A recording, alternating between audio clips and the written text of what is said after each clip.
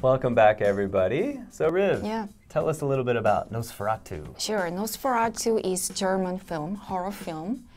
And this one was produced in 1922, and this year marked the 100 years. So there was a celebration in February, a couple of months ago.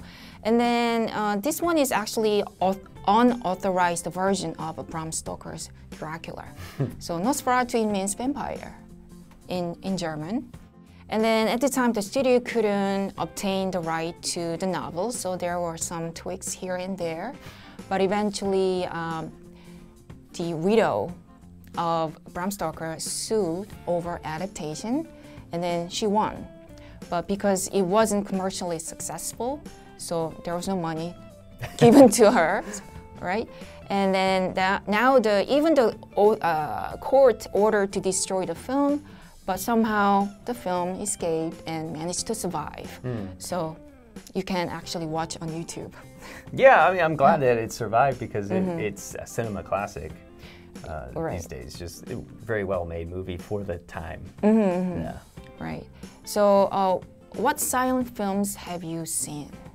Charlie Chaplin? Yeah, I mean, Charlie Chaplin's famous. A lot of the comedies, Charlie Chaplin. What's the other guy? Can't remember his name. Three Stooges, yeah. Also, another one of the German horror movies, I think the same director, was The Cabinet of Dr. Caligari. That's my favorite, I think. Oh, yeah? Oh, okay. It's that same style. So they do this very expressionistic style of cinema where everything is very exaggerated because it's trying to show a fractured mind of the main character. Right. So that's how actors show the expressions when they in silent films. So what do you think about them make up for the lack of sound?